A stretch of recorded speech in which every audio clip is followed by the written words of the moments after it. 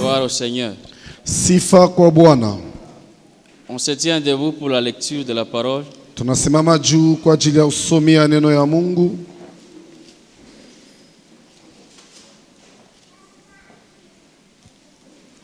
Nous ouvrons nos Bibles en Matthieu chapitre 25. Tunafungula kitabu chetu kia Mathayo 25. Le verset 1er à 12. Mstari wake wa kwanza mpaka 12. Nous lisons au nom de Jésus. Tunasoma jina la Yesu. Alors le royaume des cieux sera semblable à 10 vierges qui, ayant pris leurs lampes, allèrent à la rencontre de l'époux. 5 d'entre elles étaient folles et 5 sages. Les folles, en prenant leurs lampes, ne prirent point d'huile avec elles. Mais les sages prirent avec leurs lampes de l'huile dans des vases. Comme l'époux tardait, toutes soupirent et s'endormirent. Au milieu de la nuit, on cria, « Voici l'époux, allez à sa rencontre. » Alors toutes ces vierges se réveillèrent et préparèrent leurs lampes. Les folles dirent aux sages, « Donnez-nous de votre huile, car nos lampes s'éteignent. » Les sages répondirent, « Non, il n'y en aurait pas assez pour nous et pour vous. Allez plutôt chez ceux qui en vendent et achetez-en pour vous. » Pendant qu'elles allaient en acheter, l'époux arriva. Celles qui étaient prêtes entrèrent avec lui dans la salle des noces et la porte fut fermée. Plus tard, les autres vierges vinrent et dirent, « Seigneur, Seigneur, ouvre-nous. » Mais il répondit, « Je vous le dis en vérité, je ne vous connais pas. Veillez donc, puisque vous ne savez ni le jour ni l'heure. » Parole du Seigneur. Neno la Bwana. Nous disons merci aux autorités de l'Assemblée pour cette marque de confiance. Tunasema asante kwa wakubwa wa kanisa kwa hiyo chapa la matumaini. C'est pour nous un grand honneur de parler ce soir. Kwetu ni heshima kubwa kusema magharibi ya leo. Poser aussi une petite pierre dans ce grand thème qui parle Kuongeza pia jiwe doko kwa hiyo china kubwa de la inasema providence. ikunasemezea juu ya matayarisho. Alléluia. Amina. La providence. Matayarisho. J'ose croire, je suis sûr et certain qu'on nous a beaucoup prêché. Minawazia na minaminia ya kwamba banasha kutufundisha bitu mingi. On va essayer juste de poser aussi une petite pierre selon la grâce de Dieu. Na shi tutapima kuweka hapo jiwe ndogo kufuatana na neema ya Mungu. La providence. Matayarisho. Permettez que je vous propose cette définition. Muniruhusu niwapatie munamune ile mina ielewa. Je comprends la providence comme cette sagesse ou la manière de Dieu de faire les choses. Mina elewa hiyo providence sawa hekima ya namuna ile Mungu anatafuta kufanya bintu. La sagesse par laquelle Dieu opère. Hekima kupitia ile Mungu eko natenda. La sagesse par laquelle Dieu conduit une vie ou conduit tout ce qu'il a créé. Hekima kupitia ile Mungu eko natoa maisha wala kitu kile aliumba. C'est une sagesse de Dieu qui prévoit et qui pourvoit. Ni hekima ya Mungu ile ikunatayarisha na ikunaweka kumbele. Si on dit prévoir, donc c'est juger à l'avance de ce qui doit arriver. Kama banasema kutayarisha ni kusema kona mara moya bile bitakapofika kumbele. Si nous disons que ça doit arriver, donc c'est inévitable.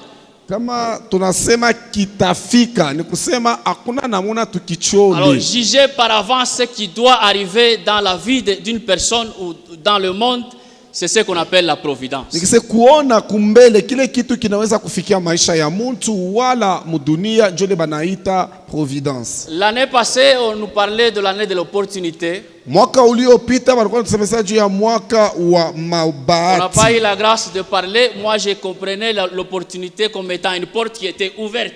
Mimi nanja kuelewa maneno ya bahati sawa mlango ambapo ilikuwa yenye kufunguka. C'était une porte que Dieu lui-même avait ouverte. Ilikuwa mlango ambapo Mungu yeye mwenyewe Pour alijifungulia que quelqu'un puisse entrer. ili mtu aingie. Alléluia. Amina. Mais il y aura un moment où cette porte sera fermée. Lakini kutakuwa wakati moja hiyo mlango itafungwa. Mais pour l'instant, Lakini sasa hivi elle est une porte ouverte. iko mlango wazi. Alors, si quelqu'un entre par cette Sasa porte, kama mtu anaingia kupitia ile mlango, la personne sera maintenant soumise ule mtu sasa atatisha au terme de cette année.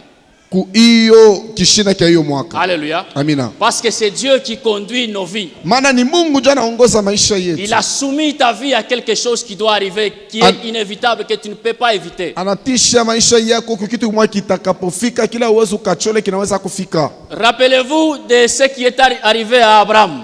Kumbukeni maneno ambayo yalimfikia Abraham. Quand il partait à la montagne pour offrir Isaac.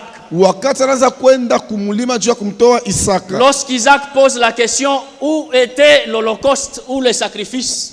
Wakati Isaka anauliza ulizo wapi sadaka ya La réponse kuteketeza? d'Abraham était que Dieu se pourvoira lui-même. Jibu ya Abraham alisema Mungu atajitayarishia mwenyewe. Alléluia. Amina. Dieu se pourvoira lui-même. Mungu atajitayarishia mwenyewe. Alors, analysons ce que nous avons lu. Sasa tuingie muketo ya pile tulisoma. C'était une parabole proposée par Jésus lui-même. Ilikuwa ni fumbo ambapo Yesu yeye mwenyewe alisema. La parabole parlait de 10 vierges Fumbo ilikuwa kunasemesea juu ya bikira 10 qui sont divisées en deux. bale banakabuliwa mu vipande viwili. 5 d'entre elles étaient folles Watano katikati yao walikuwa et wazimu 5 d'entre elles étaient sages. na wengine walikuwa wazima. Alléluia. Amina. La folie de 5 sages Ubazimu ya bale batano était expliquée par le fait qu'ils n'avaient pas de réserve d'huile dans leur lampe. ilijulikana kupitia kukosewa kwa mafuta ndani ya malampi yao. C'est pourquoi la Bible les appelle les folles. Ni kwa maana Biblia inabaita bamazimu. Les sages Benye hekima sont appelés sages parce qu'ils avaient, ayant l'huile dans les lampes, ils avaient même des vases contenant de l'huile en réserve. banaitwa wenye hekima juu barikuya na mafuta ndani ya malampi, kisha barikuya na akiba ya mafuta ingine ya kuongeza wakati litamalizika. Alors chacune de ces lampes s'allumait. Sasa moja ya hiyo malampi ilikuwa paka ya kuwaka. Maintenant, comme l'époux ayant tardé, Sasa sawa vile mume alikawia, ceux-là qui avaient peu d'huile, bale barikuwa na mafuta kidogo, ça se fait que leurs lampes commençaient déjà à s'éteindre. ilifanyika ili malampi yabo inaanza kujimika, Parce qu'elles ont beaucoup attendu. maana balongojea mingi sana. À un moment donné, elles se sont tous endormies. Wakati moja hivi walilala wote, Les 10 vierges étaient toutes dans le sommeil. wabikira 10 wote walikuwa mbushingishi, Jusqu'à ce qu'on a entendu quelqu'un crier paka na pale wanashikia mtu mwana paza kelele, que voici l'époux, allez à sa rencontre. Mungu tazama mume anakuya kukutana nao. La Bible dit que toutes ces vierges se réveillaient. Biblia inasema wote wabikira walilamuka. Alléluia. Amina. Les 5 folles et les 5 sages, toutes se sont réveillées. Wale tano wa bazimu na wale tano wenye hekima wote walilamuka. La Bible dit au son de la trompette, Biblia inasema wakati tarumpete lilia, les morts entendront sa voix bafu batashikia sauti yake et ils se réveilleront. na watalamuka, Les uns pour le jugement wamoja juu ya et hukumu les autres pour le salut. na wengine juu ya okovu. Alléluia. Amina. Maintenant, lorsqu'elles se sont réveillées, Nasa wakati walilamuka, chacune d'elles a commencé à préparer sa lampe. kila mmoja katikati yao anaanza kutayarisha lampi. Les folles ont constaté que leur lampe ne s'allumait plus. Bale batano banaona ya kwamba malampi yao hayakwanje C'est kuwaka. alors qu'elles ont demandé de l'huile aux femmes qui étaient appelées sages. Sasa bananja kulomba mafuta kubale bake wengine bali baita benye hekima. Elle dit, si vous pouvez nous donner de l'huile, Asema kama munaweza kutupatia mafuta, car nos lampes commencent à s'éteindre. maana malampi yetu inaanza kujimika. Écoutez la réponse des sages. Shikia jibu ya benye hekima, Il n'y a pas assez pour nous et pour vous. hakuna ya mingi ya kutuenea shie na mwe. Allez plutôt chez ceux qui en vendent. Mwende mukatafute kule barojishaka. Alléluia. Amina. Et comme les 5 sages étaient prêtes, Sasa sawa vile bale ba hekima tano balikuwa tayari. Biblia inasema elles entrèrent ensemble avec l'époux dans la salle des noces. Bakaingia pamoja na mume mchumba ya karamu. Et la porte fut fermée. Na mulango inafungiwa. Je disais par rapport à l'opportunité Mirenda kusema juu ya bahati. que c'était une porte ouverte. Ya kwamba ilikuwa ni mulango wazi. Même pour l'instant, elle demeure ouverte. Atana hapa sasa mulango eko wazi. Si quelqu'un veut y entrer, il va entrer. Kama mtu anapenda kuingia ataingia. Mais il y aura un moment Lakini kutakuwa saa moja qu'on fermera cette porte. batafungele mulango. Alléluia. Amina.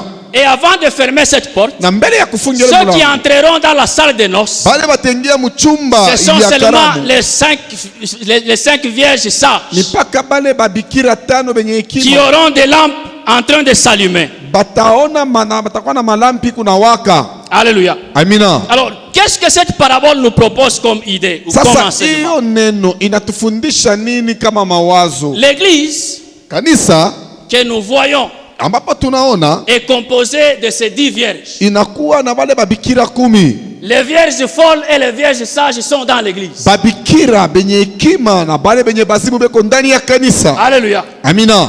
Toutes ces vierges se trouvent dans l'église aujourd'hui. Aba babikira bote beko ndani ya hiyo kanisa leo. Et les 5 vierges sages entreront dans la salle des noces. Na bale babikira tano benye hekima bataingia mchumba ya Et ndoa. les 5 qu'on appelle folles resteront. Na bale banaita benda bazimu batabakia. Au son de la trompette, Wakati tarumpete parce talia, qu'elles ne seront pas prêtes, jua batakuwa tayari, elles resteront. batabakia. Elles n'entreront pas dans la salle des noces. Na abatengia mchumba ya karamu. Alléluia. Amina. La Bible dit, Biblia inasema le sage folle, benye hekima quand na ils bale ont babazimu, demandé, sollicité de l'huile aux sages vierges, bale babazimu bale balianza kulomba mafuta kubale benye on hekima. leur a dit, allez chez ceux qui en vendent. Bale bambia asema mwende mkatafute kule beko nozisha. C'est quand ils sont partis chez ceux qui vendent l'huile. Ni wakati balenda kutafuta fashi ya kuuza Alors en mafuta. rentrant ayant l'huile, Ni mukuluria pamoja na elles ont mafuta. trouvé la porte déjà fermée. Jo banakuta mulango yenye kufungwa. Alléluia. Amina. Donc la condition pour entrer dans la salle de noces, Kusema kanuni juu ya kuingia mchumba c'était ya d'avoir ndoa l'huile dans sa lampe. ilifai kuwa na mafuta ndani ya lampi yako. Alléluia. Amina. Mais les 5 vierges folles, Lakini bale babikira après, elles ont obtenu de l'huile. tano benye kwa pasibu kisha banapata mafuta. Alors cherchons où est-ce qu'ils ont acheté de l'huile. Tutafute kujua barenda kuza wapi mafuta. Parce qu'elles ont acheté de l'huile. Juu baruza mafuta. Je disais que les 10 vierges se trouvent dans l'église. Maana miraja kusema wale wa bikira 10 weko ndani ya kanisa. Les sages folles doivent savoir aussi là où il faut acheter de l'huile. Wale wapasimu beko natafuta kujua ni fashikani ya kwenda kutafuta kuza mafuta. On nous lit Apocalypse chapitre 11. Batusome Ufunuo 11. Nous allons voir ceux qui vendent de l'huile. Na tutaona bale beko naoshisha mafuta. Les sages sont entrés parce qu'ils avaient l'huile dans leur lampe. Benye hekima balingia juu balikuwa na mafuta mu malampi yabo. Et les folles sont allés chercher de l'huile. Na bazimu barenda kutafuta mafuta. Apocalypse chapitre 11. Ufunuo 11. On commence à partir du verset 1er pour bien comprendre. Ceux qui vendent de l'huile. Wale weko nozisha mafuta. J'étais en train de dire que l'église est composée de 10 vierges, 5 folles et 5 sages. Ninaenda kusemezea kanisa iko na wale wabikira 10, wapumbafu na wenye hekima. Les 5 folles rateront l'enlèvement. Wapumbafu watakosa kunyanyuliwa parce qu'elles manqueront de l'huile dans leur lampe. Maana watakosa mafuta marasi ndani ya lampi yao. Ce sont les 5 vierges sages. Lakini itakuya ni wale wenye akili qui seront enlevés. Njo watachukuliwa. Alléluia. Amina. Maintenant ceux qui resteront. Sasa wale watabakia iront chercher de l'huile chez ceux qui en vendent. Watenda kutafuta mafuta kubale beko na uzisha. Apocalypse 11 dit on me donna un roseau. Ufunuo 11 inasema wakanipatia mti Et mmoja. on me dit de mesurer le temple et l'autel et ceux qui y adorent. Banasema nipime burefu bwa hekalu na masabau na bale beko ndani. Mais on lui a pas dit de mesurer le parvis extérieur. Lakini abakumwambie apime kiwanja kia nje. Parce que le parvis extérieur est donné aux nations. Maana kiwanja kia nje kinakuwa ni kia mataifa tu. Alléluia. Amina. Ceux qui entreront avec l'époux dans la salle de noces Wale wataingia pamoja na bwana arusi mchumba ya ndoa ne participeront pas à la prédication des deux témoins. abatakuwa kusherekea kumahubiri ya Parce washuhuda qu'eux wawili. auront déjà de l'huile. Maana wao watakuwa na mafuta, Mais ceux qui n'auront pas de l'huile lakini bale abatakuwa na mafuta attendront quand Israël sera prêché pour se repentir. bataongojea wakati Israeli atahubiriwa juu ya kutubu. Parce qu'on a dit au prophète de ne pas mesurer le parvis extérieur. Maana balimwamisha nabii ashipime kiwanja kia nje. Les 5 sages, donc les 5 vierges folles de l'église, Ni kusema bale babikira attendront bapumbafu la bakanisa prédication tano de deux témoins. Qu'on batashikia nous parle en Apocalypse chapitre 11. mahubiri ya wale washuhuda wawili Ils batasemeza Ufunuo attendront leur 11. prédication pour croire, Batashikia ile mahubiri juu ya pour kuaminia, avoir de l'huile, juu ya kupata mafuta, afin d'entrer aussi dans la salle de noces. ili baingie nabo pia mchumba ya ndoa. Mais les vierges sages, Lakini benye eux hekima entreront déjà au premier tour parce qu'ils auront de l'huile dans leur lampe. bao batengia mara ya kwanza juu batakuwa na mafuta mu malampi yabo. Ici, avec les 5 vierges sages, il y a une possibilité de transmettre ou de donner l'huile aux vierges folles. Hapa bale benye hekima tano binakuwa nguvu babebe mafuta yabo bapachie bale bapumbafu Analysons mabikira. un peu si c'était de l'huile seulement. Sasa tuingie ndani ndani tujue kama ilikuwa tu ni mafuta tu. Comment elles étaient incapables de donner aussi aux autres afin qu'ils entrent? Je, balishindwa kupachia bengine juu bengie pamoya?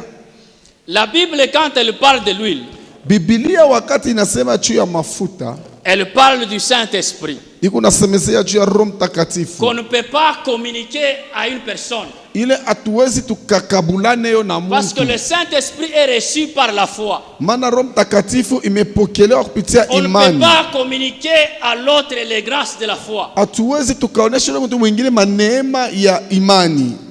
La foi, on acquiert la foi pour son propre compte. Imani tunakuwa nayo juu yangu pekee.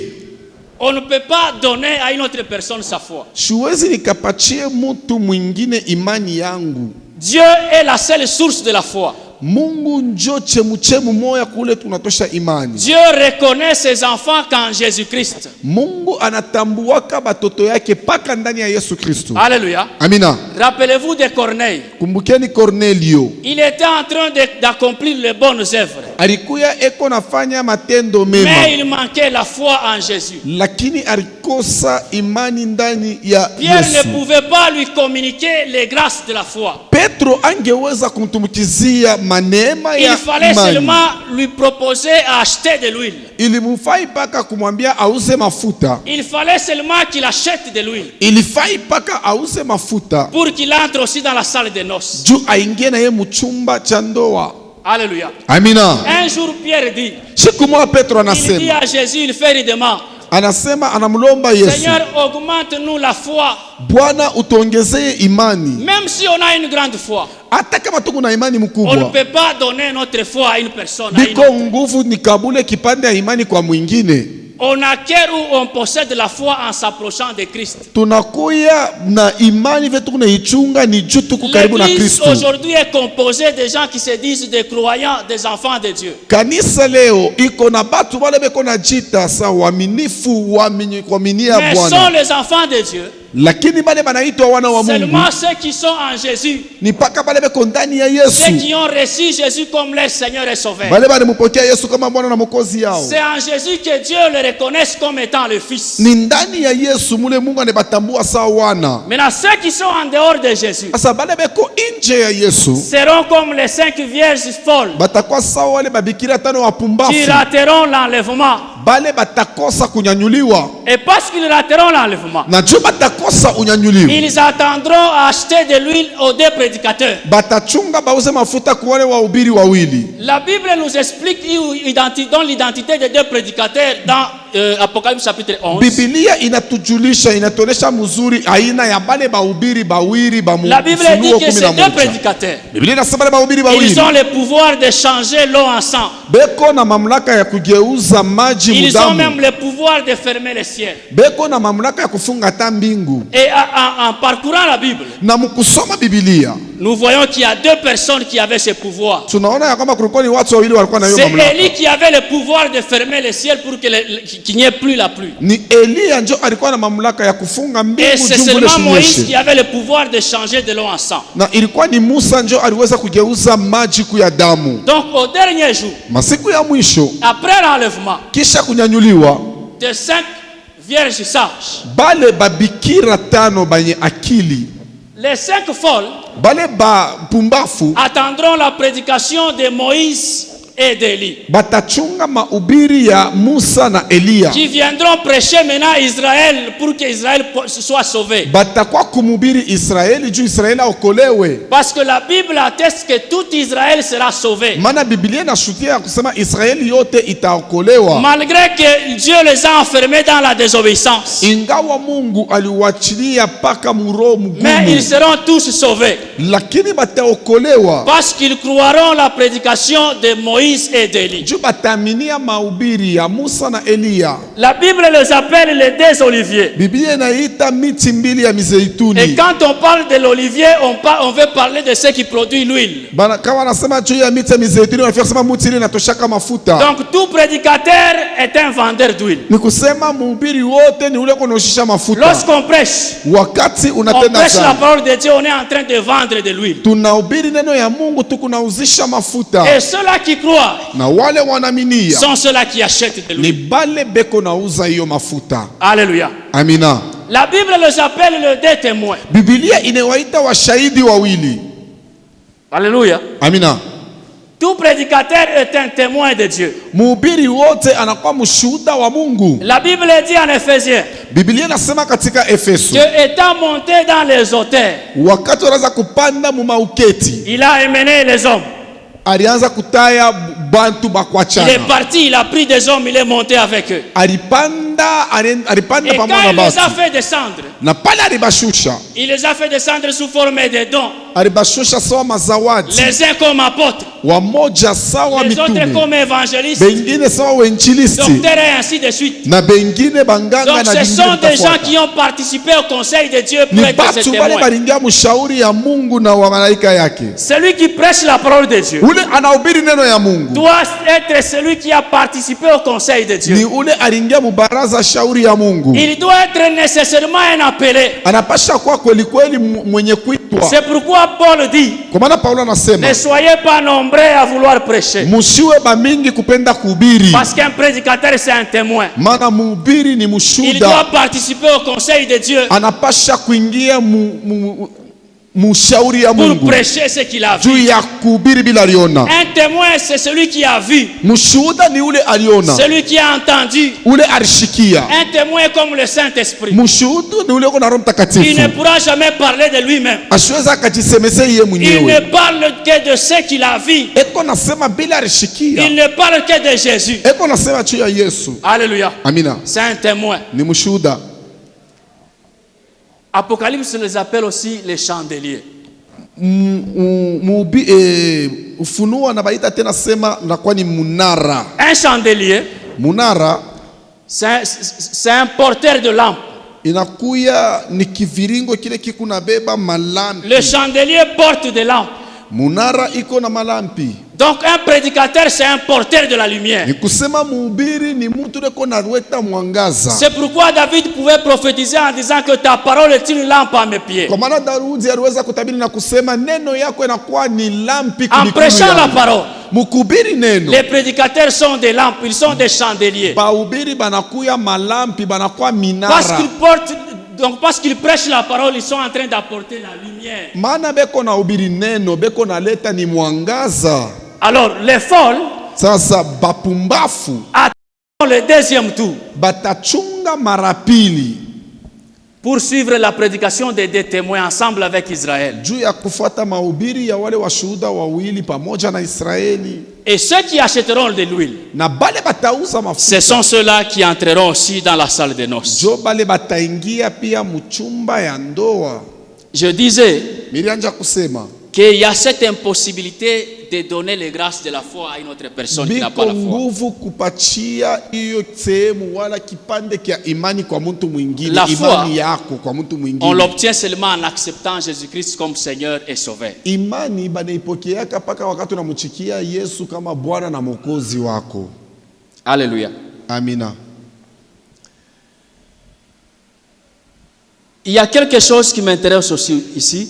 Kuna kitu kimoya kinakokota mafikiri yangu hapa. Au verset 7, la Bible dit, alors tous ces vierges se réveillèrent lorsqu'on a crié.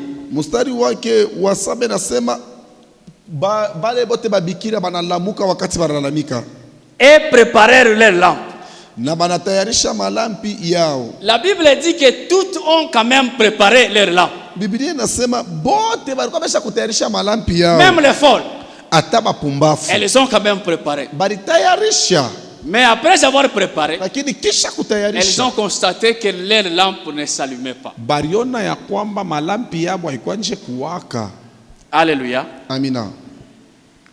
La Bible nous conseille en disant, Biblia inatushauri mkusema nous devons pratiquer continuellement les bonnes œuvres. tunapasha kutumika kuendelea matendo mazuri. L'huile ici Hiyo mafuta peut être comprise aussi comme donc des bonnes œuvres. inaweza pia kuonekanika sawa matendo mazuri. Plutôt, je voulais dire, la lampe Nilifia kusema peut être lampi comprise comme des bonnes œuvres. inaweza kuonekanika sawa matendo mazuri, Mais qu'est-ce qui a établi cette différence maintenant? lakini ni nini lileta achanisho? C'est parce que toutes ces femmes vierges ayant les bonnes œuvres, Ni kusema aba banamuke bote bazuri balikuwa na matendo les mazuri. 5 ont manqué la foi qui devait accompagner les bonnes œuvres. Batano balikosa imani ya kushindikisha ile matendo mazuri yabo, Et ça va faire que leurs bonnes œuvres s'éteignent. itafanya matendo yabo mazuri ijimike. Alléluia. Amina. Parce que ayant la foi, Maana ukikuwa na imani elle nous incite toujours ikuna tusukuma paka à accomplir les bonnes œuvres. kufanya bitu Nous bizuri. travaillons pour Dieu par la foi. Tuko na mtumikia Mungu kwa imani. C'est parce qu'on croit en Dieu qu'on travaille pour lui. Ni juu tuko na mtumikia, tunamwaminia Mungu ndio pale tunamtumikia. Espérant qu'il y a une récompense attachée à cela. Tukaaminia ya kwamba kuko malipo yenye kuambatana na hiyo. Rappelez-vous qu'il a été dit quelque part par l'apôtre Paul Kumbukeni iliandikwa fasi moja na mtume Paulo, que si quelqu'un perd ses œuvres kama mtu anapotesha matendo ou si mema ses yake, œuvres se consument par le feu, il perdra la récompense. au kama ule mtu matendo yake mazuri inachomewa kupitia moto, atapotesha Il zawadi perdra sa yake, couronne. atapotesha taji yake. Alléluia. Amina. Je disais donc, Nilianza kusema par la parabole proposée par Jésus, kupitia hiyo mfumbo Yesu alionyesha, nous comprenons qu'il y a un certain moment, il y avait une porte ouverte. tunaelewa ya kwamba saa moja hivi kulikuwa mlango ilikuwa wazi, Et il fut un moment où on a fermé cette porte. na kulikuwa saa moja hivi ile mlango baliifunga. Alors aujourd'hui, Leo cette porte d'opportunité est ouverte. hii mlango ya bahati ikingariki paka wazi. La chance, c'est que tu peux t'approcher de Jésus. Bahati ni kusema unaweza kumjongelea Yesu. Apocalypse 20 dit, heureux ceux qui participeront à la première résurrection. Ufunuo 12 nasema eri wale watafurahiwa kuhiyo ufufuko wa Parce qu'eux kwanza. ne passeront pas par la grande tribulation. Juu bao abatapita kupitia majaribu Ils ne makubwa. connaîtront pas la grande tribulation. Abatajuaka hiyo majaribu makubwa. Ce sont ceux qui diront, réjouissons-nous. Ni bale batasema Parce que le tufurahi. fait de la mariée ou de l'époux, le fait de noces sont commencés. Maana makaramu ya bibi arusi na bwana arusi. Alors aujourd'hui, la porte est ouverte à chacun de nous. Sasa leo mulango iko wazi kwa kila mtu. Chacun de nous est invité à entrer, à passer par cette porte. Kila mtu analikwa kupita Jean kwa hiyo chapitre njia. 9, Jean chapitre 10, le verset 9, Jésus lui-même dit qu'il était une porte ou qu'il est une porte. Yohano 10 mstari wake wa 9 iko nasema Yesu yeye mwenyewe Donc asema si tu alikuwa ni entres par mulango. lui, Sema ukaingia kupitia pake, tu auras de quoi te nourrir. utapata chakula. Alléluia. Amina. Tu seras comme une vierge sage. Utakuwa sawa mwenye hekima wa akili. Mais lors de son avènement, Na cette porte sera fermée. lakini wakati ile mulango itafungika, Lors de son avènement, wakati atakuja il fermera cette porte. atafunga ile mulango. Alléluia. Amina. La providence, je disais au début, Hekima ya Mungu kuongoza na c'est la kutayarisha manière de Dieu d'accomplir sa volonté. ni namuna ile Mungu eko natafuta kutimiza mapenzi yake. La croix de Jésus était une providence. Musalaba wa Yesu ilikuya ni hekima ya kuongoza bitu. Parce que c'est par la croix que nous avons été réconciliés avec Dieu. Maana ni kupitia msalaba njo tulipatana na Mungu. La manière pour Dieu ou la providence de réconcilier l'homme et Dieu était la mort de Christ à la croix. Namuna ya Mungu ya kuunganisha Mungu na Mungu ilikuya ni Kristo kufa kupanda kumsalaba. Par la même croix, Munjia moya moya. la providence de Dieu par rapport à la guérison. Matayarisho, hekima ya Mungu kumatayarisho kufatana na uponyaji. Dieu savait que les croyants tomberont malades. Mungu alijua sema waaminifu watagonjwa. La Bible dit, écoutez ce que la Bible dit. Biblia inasema sikilizeni. Par ces maîtrises, nous serons guéris. Kupitia bidonda byako tutatunzwa. Donc nous devons guérir. Ni kusema tunapashwa kutunzwa. Nous sommes condamnés à guérir. Tunahakikishwa kutunzwa. Quelle que soit la maladie. Ingawa bunene bwa magonjwa. Parce que la providence par rapport à la maladie, c'est ses blessures. Mana matayarisho kupitia na hiyo inakuya ni hiyo bidonda. Rappelez-vous dans le jardin d'Éden. Kumbukeni mubustani la Edeni. Il y a beaucoup d'exemples de la providence dans la Bible. Kuna mifano mengi ya matayarisho mu Adam Biblia. a péché. Adamu alitenda zambi. Et les deux ont découvert qu'ils étaient nus. Na wote wawili wanavumbula sama kukwena mavazi. La providence de Dieu Hekima ya matayarisho ya kuongoza ya leur Mungu a donné les habits de peau inawapatia mavazi ya qui ngozi. préfiguraient la mort de Jésus par la croix. Ilikuya iku na maanisha kifo kia Yesu kumsalaba. Je disais, la providence, Miranja kusema hekima c'est ya la kuongoza sagesse kwa de Dieu Mungu ni hekima ya Mungu d'accomplir les choses de sa manière. ya kutimiza bitu muvile anapenda. La manière de Christ de sauver l'humanité, Namuna ya Kristu ya kuokoa ulimwengu c'était une sagesse, c'est ce que l'apôtre Paul dit en Colossiens chapitre 2, verset 3. ilikuwa ni hekima ile mtume Paulo anasema katika Wakolosai Il 2 dit- mstari wake wa 3. Jésus lui-même, c'est une sagesse. Anasema Yesu ye mwenyewe ni hekima. Parce que si le diable connaissait seulement Maana kama ibilisi alijua ce que la mort de Christ pouvait amener, kile kifo kia Kristu kilipasha kuleta, il n'allait pas permettre qu'on choisisse Christ à mourir à la place de Barnabas. ashingependa baruhusu Baraba atoke pafuashi ya Kristu. Donc Dieu a sa manière de faire les choses. Mungu eko na namuna yake ya kufanya bitu. Dieu a sa manière de conduire une vie. Mungu eko na namuna yake ya kuongoza Alors maisha. l'année passée, quand on nous parlait de l'opportunité, tu es entré à la porte. Mwakati iliyopita pale wanaenda kusema juu ya bahati, uliingia pa Tu as mulango, accepté Jésus. ulimwichikia Yesu. Cette année, Iyo mwaka accepte que Christ ichikia Kristo opère dans ta vie à sa manière. atende mu maisha yako muvile yeye mwenyewe anapenda. Alléluia. Amina. Alléluia. Amina.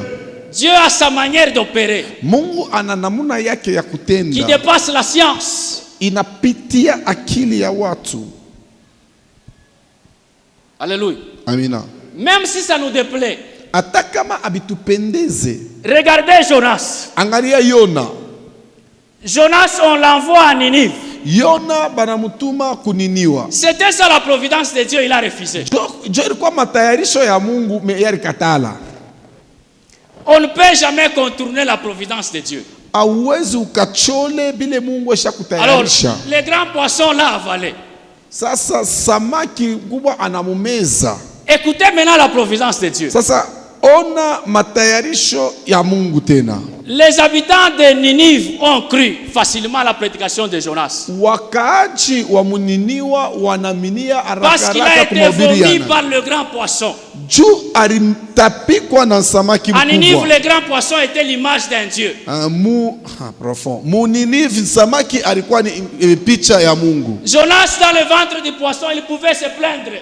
Yona ndani ya ntumbo ya samaki alipasha kutompola. Il pouvait détester la manière de Dieu de le réprimander. Alitafuta kuona sema vile Mungu alikuwa na mongoza, ilikuwa Mais mbaya. c'était la providence de Dieu. Ilikuwa njo matayarisho ya Pour Mungu. que Ninive puisse croire. Juu niniwa yaminie. Alléluia. Amina. Jésus-Christ lui-même, Yesu Kristu ye moya. avant de connaître la transfiguration, Mbele ya kugeuswa uso. la Bible dit, lui-même par là, il dit ceci. Biblia nasema ye mnyeko nasema Si seulement cette coupe pouvait passer outre, kama tu hiki kikombe kilipasha kwenda mbali. mais parce que c'est ta volonté Na jutu ni mapenzi yako que cela soit fait. bifanike. Alléluia. Amina. Pour ta vie, Juu ya maisha yako Dieu a sa manière de faire les choses. Mungu eko na namuna yake ya kufanya bitu. Alléluia. Amina.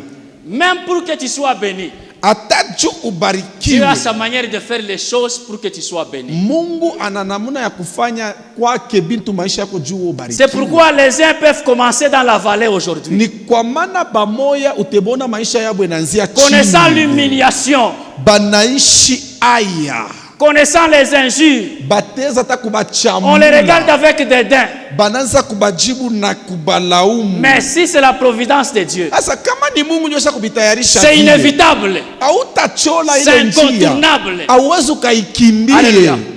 Donc, s'approchant de Jésus, Sasa ukimkaribia Yesu, qui était la porte, ule anakuwa ou mulango qui est la porte, wala ni mulango, nous devons être disponibles à vivre tunapasha sa kuwa providence. tayari ya kuishi bile Mungu yeye nafia kutayarisha. L'homme ne peut pas tracer son chemin, son parcours. Mungu ashiwezi akajitayarishie akajipasurie balabala yeye C'est Dieu qui a mwenyewe. sa manière de faire les choses. Ni Mungu njeko na namuna yake ya kubifanya. Alléluia. Amina. Parfois, vous savez, nous péchons. Mara nyingi unakuwa Même quand nous cherchons à mettre des points sur la vie des gens, nasonga hata kama tunaanza kutafuta kusema juu ya maisha ya mtu fulani. vous voyez quelqu'un souffrir, vous essayez de mettre des points. Munaona mtu anateswa, mnatafuta kwanja kuona vile mwe Qui sait mnawazia. si c'est la providence de Dieu? Nani anajua kama ncho vile Mungu asha kuitayarisha? Alléluia. Amina. Quand Job souffrait, Wakati Yobu alikuwa kuna ses teswa, amis pouvaient mettre des points de n'importe quelle manière. barafiki yake balikuwa beko nasema kunaisha muvile banaona. Mais c'était une providence de Dieu pour la deuxième gloire. qu'il Lakini devait ilikuwa ni connaître Job. matayarisho ya Mungu juu ya utukufu wa pili ile Jobu alipasha kupata. La manière de Dieu de faire les choses. Namuna ile Mungu yeye mwenyewe anapasha Qui kufanyisha pouvait vitu. croire que la mort de Jésus c'était pour sauver l'humanité? Nani aliwezaka kuwazia sema kufa kwa Yesu Les ilikuwa soldats ni juu disent, ya kuokoa dunia? Toi qui guérissais les autres, Bale baskari banasema shini wewe ndio ulikuwa kunaponesha. guéris-toi toi-même. Sasa leo na Sauve-toi wewe toi-même. ujiokoe wewe moya. Les gens pouvaient se moquer de lui. Batu baliweza hata kumuchekelea, Mais ça restait toujours une providence. lakini ilikuwa shakubakia paka vile Mungu alikuwa shabitayarisha. Alléluia. Amina. Donc comprenons bien aimés, Sasa tuelewe la wapendwa. volonté de Dieu Mapenzi ya Mungu par l'année de l'opportunité c'était qu'on s'approche de lui. kupitia mulango ile ilikuwa waji mwaka iliyopita, ilikuwa ni juu tuingie tumkaribie Mungu. Mais cette année, Sasa hii mwaka hivi iko on doit rester disponible tulipasha kubakia tayari pour vivre sa providence. juu ya kufuata vile ye Mungu anapenda kutongoza. La providence de Dieu nous demande de ne pas beaucoup se lamenter. Hekima ya kuongoza bintu kwa Mungu kunetulomba tushikwe bantu bakuitompolea sana. Je peux même dire que c'est un terme déjà mature.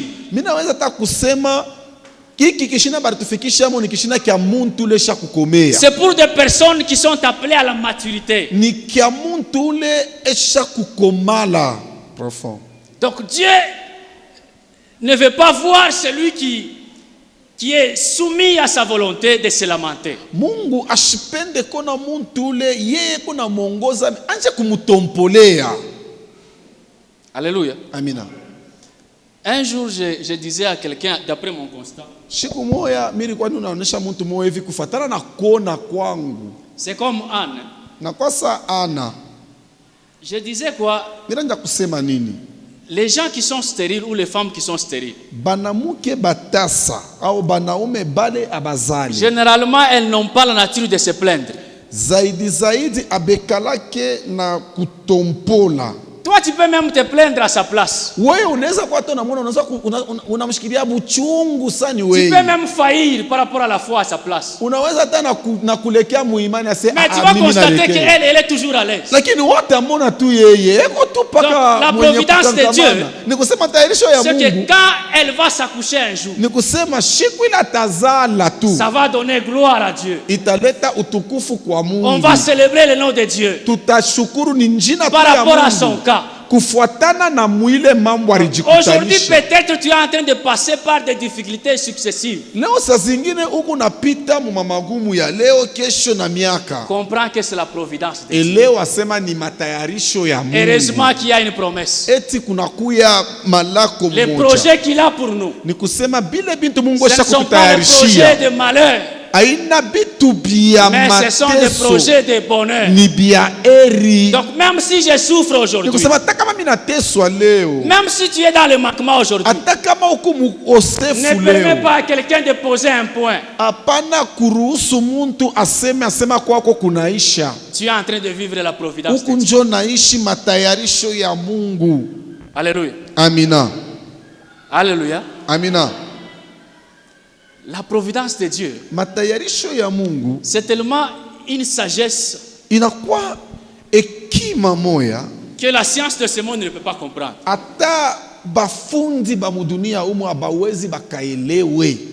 Écoutez ce que moi j'ai compris.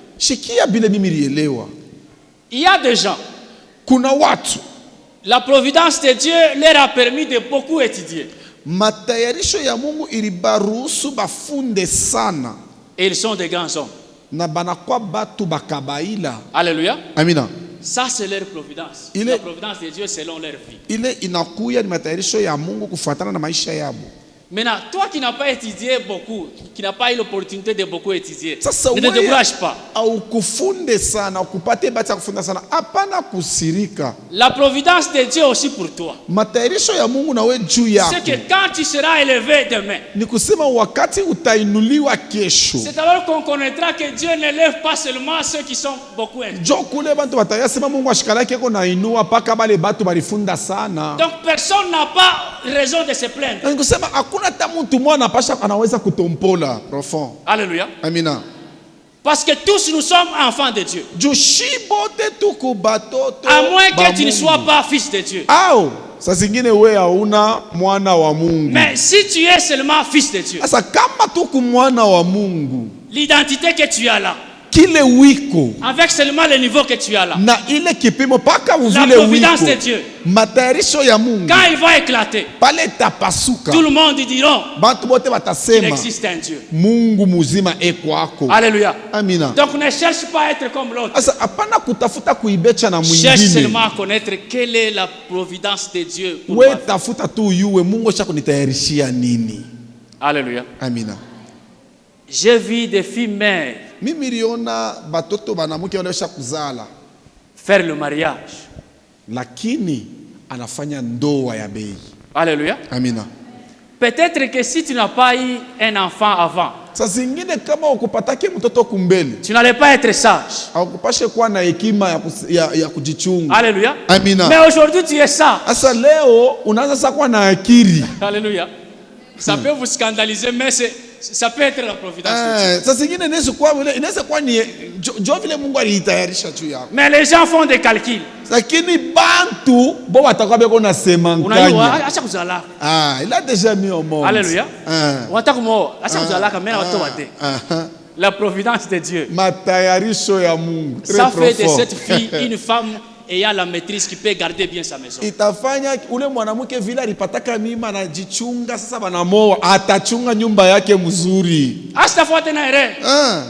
La plupart wanachunga bien. Alléluia. Donc personne n'a une raison de mettre un point sur la vie de son prochain. Parce que la providence de Dieu, c'est toute une sagesse que le monde ne peut pas comprendre.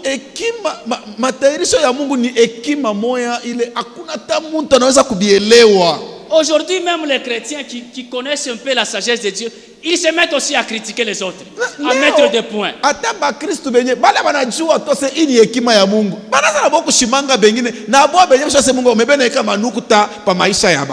Alléluia.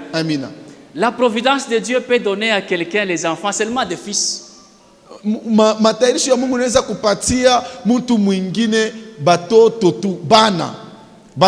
L'autre, on peut lui donner seulement des filles. Alléluia. Mais parfois on dit, il est tout bien qu'on a mtoto wa kwanza mwanaume. Alléluia. Mais si la providence de Dieu te donne une fille, glorifie le Seigneur. Dieu lui-même sait pourquoi il t'a donné une fille. Alléluia. La providence de Dieu peut faire que tu sois né le 5e dans ta famille. Parce qu'aujourd'hui, si tu es en train de diriger ta famille, tu pouvais te dire, si tu étais le premier né, que c'est parce que niko wa kwanza. Leo kama wenjo ukunongoza jamaa yako, saa zingine utasema ni juu uko wa kwanja au kumukongo uko kubantu bale joma nukunaongoza. Alléluia. Amina. Mais Dieu t'a placé au 5e niveau, au 8e, au 7e pour confondre la sagesse du monde. Mungu alikuweka uzarikwe watano wa kenda ni juu tu ya kuvuruka hekima ya bale wanaweza mpaka wa kwanza ndio anaweza kuongoza. Tous les autres n'ont pas peut-être étudié. Mais la providence a fait que les derniers étudient.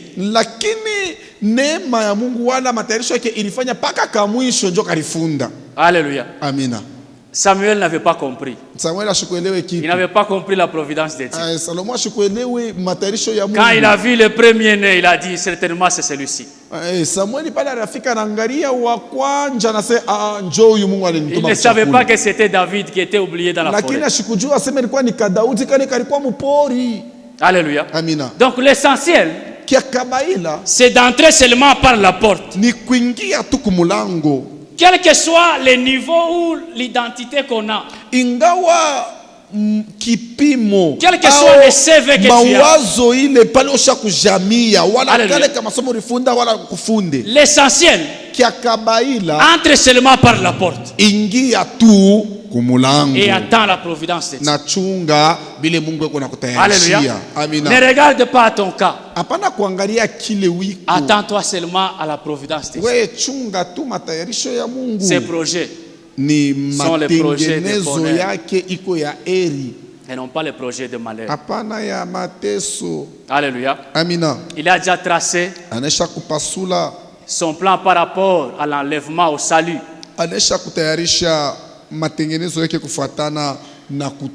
C'est que les 5 vierges sages passeront par la première résurrection.